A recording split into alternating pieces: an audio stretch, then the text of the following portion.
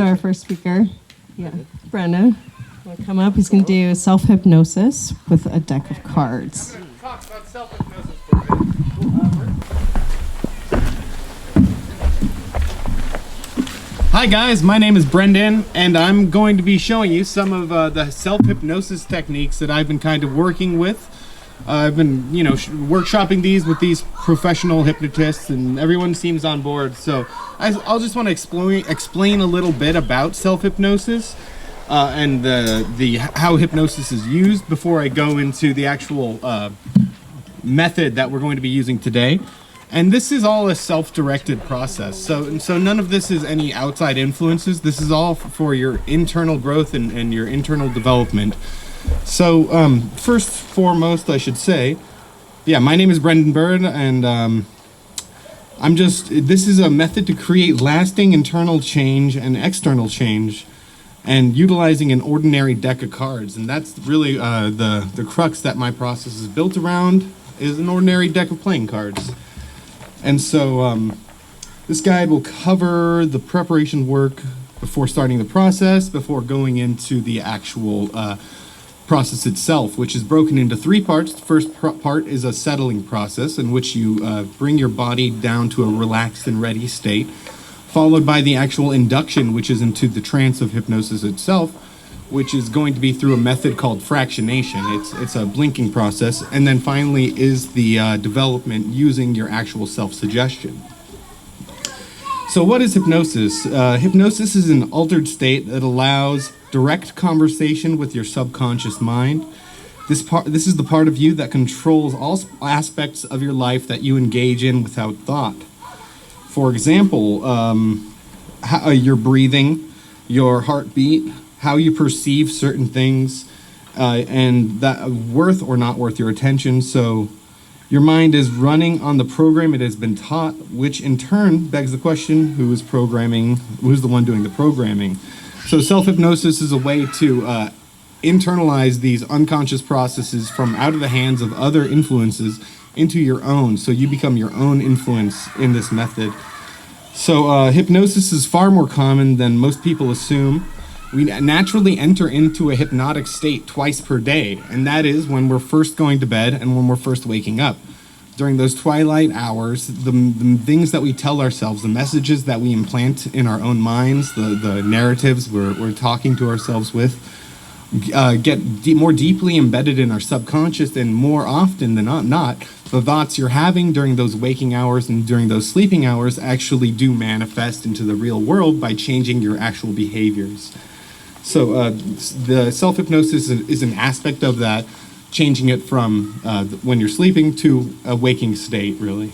And so the subconscious is the automatic driver of all the things you do without thought, your experiences, memories, emotions, habits, addictions, spiritual connection, intuition, and involuntary bodily functions. So how you can change that, though, is first by going ahead and the first part of the process is setting your expectations. You want to have a playful attitude when you're engaging in these practices, one that actually is able to accept the fact that change is being made, that you don't have to be 100% perfect, because this is a self-directed process. So there's no one way which is more successful necessarily than others. I'm just proposing a method that you can use as individuals here today. And so also I would recommend keeping it secret. There's no need to be bringing other people into this process, to be telling people, inviting more doubt into your process, because you are literally creating what you're thinking about. So if you're doubting the efficiency, how effective it is, your self-hypnotic method, then you're going to be undermining your success from the get-go. So just have a playful attitude and give into it as you see. Now, the next element of that is going to be building your actual suggestion. So that's one of the most important aspects of the self-hypnotic process. And so this is going to be a phrase of typically about 10 words or less, and it's going to be using positive language. You're setting measurable goals with your language. You're phrasing in the present tense, and you have strong and concise word symbolism in your self-suggestion. So throughout this process, you're going to be repeating that self-suggestion 108 times. Now that is a particular number. It's used in a lot of Eastern traditions. That is the number on mala beads. But for our purposes here today, we're going to be counting to 108 on deck of cards that includes the 2 jokers. So you're going to be going through a deck of cards saying your self-suggestion once for each card. That's fine. So moving on then. So positive language, measurable goals, phrasing in the past present tense, and strong concise word symbolism. Those 4 things together are what make a strong self-suggestion. Now once you have your actual self-suggestion determined, you want to make sure it's addressing the root cause of the issues and not just a symptom. A lot of people, they believe that they're addressing a root cause, they want to lose weight, but really if they build a suggestion then, I'm becoming my ideal weight, they are unaware of the fact that there's already preconceived suggestions that are into the subconscious about what the ideal weight of an individual should be. So more often than not, in a situation like that where you're trying to lose weight, you need to come at it from another perspective. You want to use a suggestion more so along the lines of, I am worthy of, I'll phrase it better as we go along. Excuse me, guys. Then moving on, preparing your space, right? And so that's the next element of self-hypnotic process, is to make sure that you're safe and that you're calm and that you're not going to be disrupted during the process. It's a personal thing, so you want to have a private, personal, safe setting, a deck of standard playing cards which you can use your repetitions on. Then you want to have a reference instruction and a place to put the cards on as you're laying them down in front of you. Loose-fitting clothing is very important, as is soft lighting. And putting your phone in airplane mode is what I suggest. Optional incense, there's a lot of links between the olfactory senses and the memory. And so it really does allow another way for your subconscious to be influenced and to get these ideas deeper into your subconscious mind. And also another thing is non-lyrical music. You do not want to be using lyrics because that can unintentionally get implanted into your subconscious as well if you're listening to the words of the track that you're using when you're going into a hypnotic state. Now, moving on, the actual process itself. I recommend first with a settling process that you use, and that's a simple breathing count. So on the count of 4, you're inhaling, holding for 4 seconds, exhaling over the count of 4, and then holding your breath fully exhaled for 4 seconds. So it's inhale on 1, 2, 4, hold it, 4, exhale, 4, hold it. And that is just to get your body prepared to actually enter the altered state. The next step in that process is going to be actually called the induction itself, which is where you move between one form of your waking conscious state into an actual state of trance. And so the induction then I'm going to be teaching you guys about is called fractionation. And so that's a simple process from a relaxed seated position. You let your gaze go upwards and soften. You could choose a specific point in front of you. And then what you will be doing is that you will be counting. I choose to count down from 99, but whatever number best suits you, whatever number you like, you can start counting down from. And so on each count, you're going to be blinking, 99, and imagining a wave of relaxation moving from the top of your head down and out your toes. Opening your eyes, connecting on that spot that you're staring at before counting down again, 98. And typically, it'll take less than 20 numbers counting in order to enter that altered state of trance. From that altered state of trance, then, you have a direct line of communication with your subconscious mind. And so what you're going to be using then, once you recognize that you are in that state of trance, you can even test it for yourself. You could say to yourself, if I'm in an altered state of trance, if I am hypnotized, let my finger rise on my left hand, and naturally your subconscious will respond to that command, and your finger will rise if you are actually finding yourself in that state. Now, you have your self-suggestion already written down in front of you. You know, you have your deck of cards, and then now's the actual manifestation process. How I suggest manifesting your suggestion is by using your deck of cards to count your repetitions on. Now, 108 repetitions may seem like a lot, but it actually goes faster than you'd imagine. But the most important element of using your repetitions, your self-suggestions, is to making sure that you are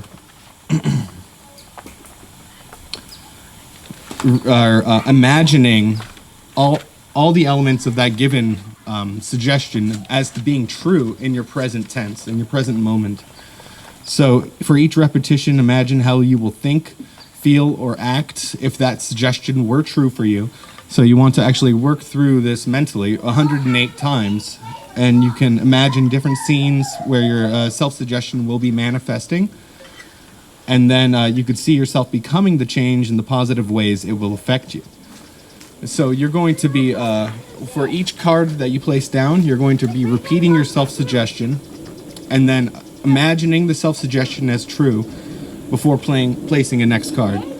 Now, you could say then that this really will deeply embed any subconscious suggestions for you. So it will make it true. So after you go through the process of these self-suggestions using a deck of cards, you'll go through 54 of them, and then from that point, you want to express gratitude for allowing these changes to manifest into your conscious life, into your conscious mind, and pick up the deck of 54 cards and go and do it again. Now, there's something to be said about 108, the number. It's a very spiritually intense number, and there's a lot of Eastern traditions that use that specific amount of repetitions in their spiritual practices. But I'm using it here just because it is literally extremely effective at reprogramming your subconscious and getting these thoughts in your brain in a way that otherwise you would have to be trying to fight against all your other preconditioned subconscious things that you're already loaded with. So some examples of self-suggestions include I am fulfilling my potential. I am building my future. I am deserving of love. I embody confidence. Being confident is easy for me. I find fulfillment in the little things. And so really you can tailor your self-suggestion to whatever your goals are in order to manifest them more quickly and readily. And I recommend using this process once every day for 5 days in order to really deeply embed those subconscious thoughts into those conscious thoughts into your subconscious. It's a very powerful process, and I use it with great effect. I recommend you guys try it out for yourselves. See if you can find any real waking use for it. But after you are completed with your repetitions, you go through the deck of cards twice, which is for 108 repetitions with your imagination as well. Then what you need to do from there is, in your waking state, after you allow yourself to naturally come out of the hypnotic trance, you can go ahead and take a real-world action that symbolizes the change you're trying to effect in yourself. So this is proving to yourself that the suggestions you're building and giving to yourself actually are true and do have a real-world implication.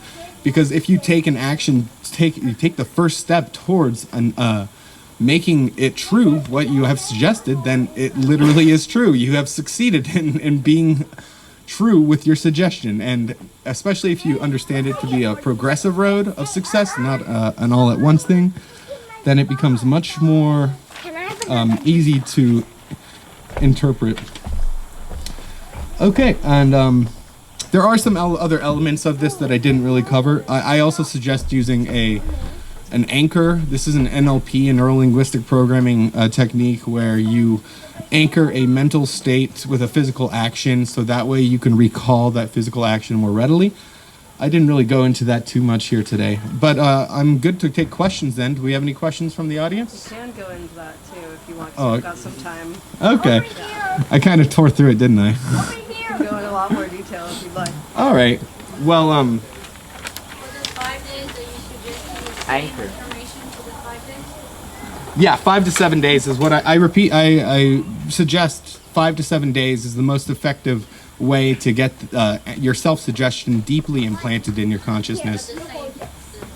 The same one, or you can have an element of it being the same and just change the phrasing. But as long as it's the same mental vision, the same idea that you want to create for yourself, that you want to have manifest, then that is a powerful aspect of the process. So, does that answer your question? Is there a better way to phrase it?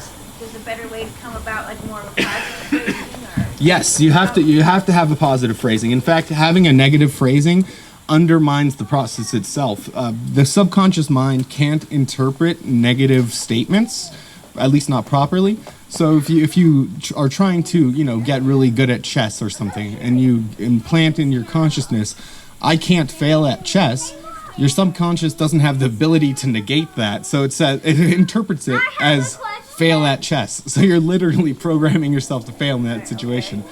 I believe we had a question from Dave. Yeah, I like the example of a bad intention, which is I will achieve my ideal weight. I am achieving my ideal weight. Yes. Do you have other suggestions of what doesn't work aside from the negation? Yes, you want to make sure your suggestion is. I have 4 suggestions for that. Whoa, all over. It's okay. I'll get to it. But you also use positive language, so no negation first off, right? Then you set a measurable goal. So a measurable goal is an important aspect of it, because if you want to have something that you can see progress being made on, so that way you're not automatically discouraging yourself from continuing the process. You want to be able to say like, oh, every day I'm getting better at X. So it's like, okay, if you did something towards that today, then it's true. As long as you're doing it every day, then you're manifesting your intention. And next is you want to phrase it in the present tense. It needs to be interpreted like, oh, this is true for me now. I'm inhabiting this version of myself that I'm speaking into truth. And so you don't want to say like, oh, I am going to study tomorrow. You can't say that, because then tomorrow comes and you're saying, oh, tomorrow, and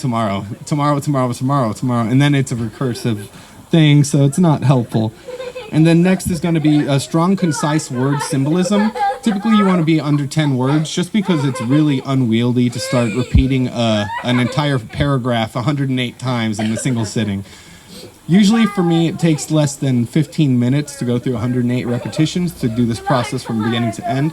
But a lot of it has to do with how you're actually constructing your self-suggestion to make sure that you're not being counteracting, and you're addressing the root issue. You can't simply just expect, your weight to be fixed just by saying, I'm going to be thinner.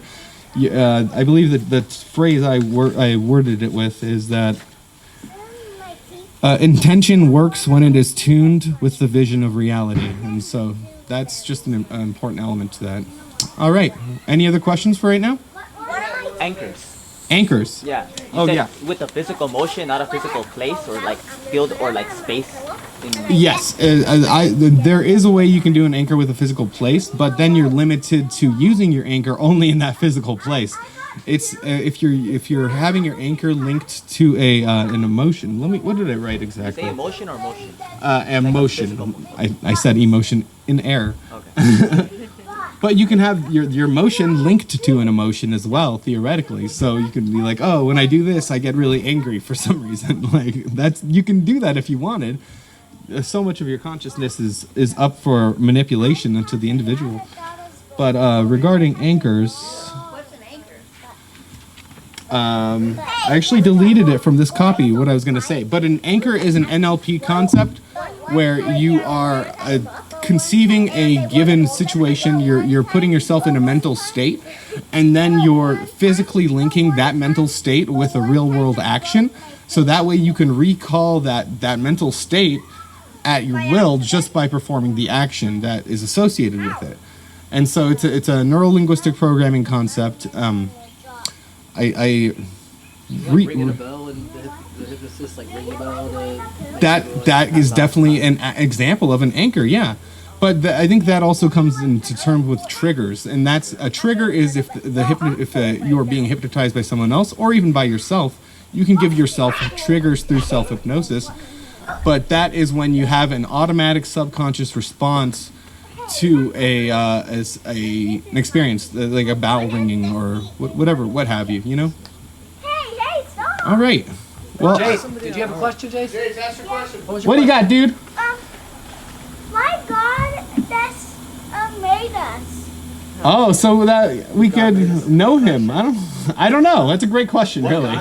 How did God How did make God us? make us? Something like that. Well, I think it said why, but Love each other. Okay. To know thyself. know thyself. I think Yeah, Nate had a question over there. that's a great question. Bravo. Question. Nate had a Alrighty. question Well, up here. oh, in the back. That's not that's just a guideline just to make sure you're not forgetting your suggestion halfway into your process. If you need a reminder, you could have it in front of you. But writing it is actually another way that you can do self-suggestions too. Instead of repeating it to yourself, you can write it 108 times if you were so inclined. There's literally any way that you can conceive of implanting a thought into your mind is a completely valid and useful way to do self-hypnosis. There's no one right way, there's no one wrong way. It comes down to your individual experience for what you're finding effective for yourself. Only one time. Does that answer your question? Oh, yeah?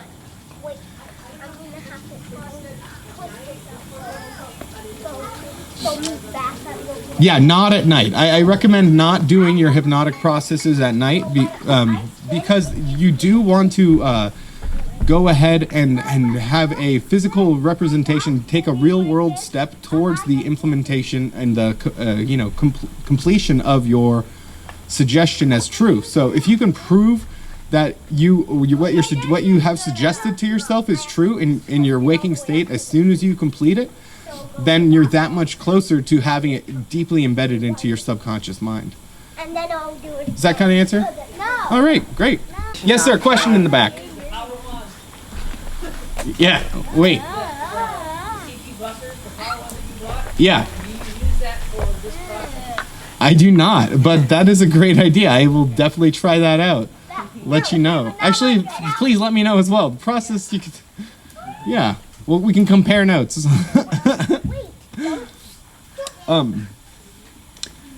Yeah, I guess I could go more in depth then. Oh, another question. Would you mind sharing your own experience of receiving the process for this? And now. Yes. One of the suggestions that I've been using in the past week actually is that I am successful with self-hypnosis, and that is kind of what drove me to be standing here in front of you guys.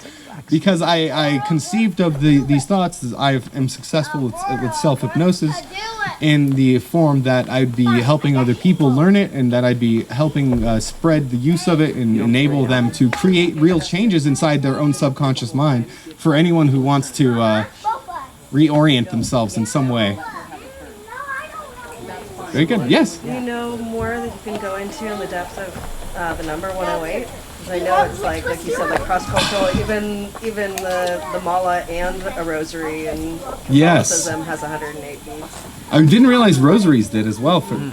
Okay. Yeah, and there's the radio stations go to 107.9.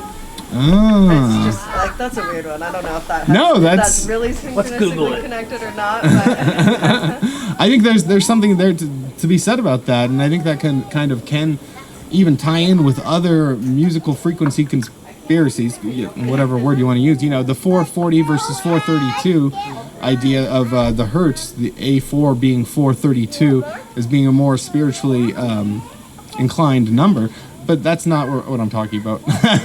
You can. I know I can. Well, I can't. I don't have my notes. You can fake it. Yeah, but cymatics is the term for when you have frequencies, harmonics that is in 432, and that's one of the solfeggio frequencies. Solfeggio frequencies are like the traditional musical scale as has been used by ancient societies. I believe that is how it's defined. Don't quote me on that. But, you know, there's a lot to be said there about the number 108 specifically and how it does manifest intentions more than any other number in my understanding and in my experience. So it's a really useful practice that you can use by yourself that to create changes in your own mind and your own subconscious. And you can even use these self-hypnotic processes to dehypnotize yourself, to rewire that which does no longer serves you. So if you were to use a self-suggestion, such as I am removing that which does not serve me. I'm removing those processes which no longer serve me. And you repeat that 108 times with your intention. Then you imagine each time you're repeating it, the way in which you will be reprogramming yourself and the changes that you're going to be seeing in your conscious mind. And so that ties in pretty well with these processes. I think I've talked about it, you know, a decent amount. Alrighty. Hey, you want to tell us about your server that we're on the Telegram? Do you, like the natural law discussion? Oh, the natural law discussion group. Yeah. So another thing that I do is through Derek Rose's freedomcells.org. I'm not sure how many of you guys are on there, but I run a Telegram group connected to that, which is dedicated to natural law discussions. Every Monday night at 7 p.m. Pacific, I host a chat where people come in and we all have discussed various elements and facets of natural law. Some of the things we've talked about in depth are the Kabbalion. We've talked about just the different useful practices. We even talk about medical things and using things like CDS, chlorine dioxide solution, using colloidals, colloidal silver, colloidal gold, a lot of other supplements, and it's been really good. We talk about the 440 versus 432, talk about self-hypnosis, and so it's an interesting chat that has brought a lot of people from a lot of different backgrounds all together to bring some good knowledge to the forefront. So it's great. Natural law solutions. If you're natural law discussion, if you're interested, I can send you an invite. Discussions are held over Telegram directly once a week. Alrighty. Well, thank you guys. Hey.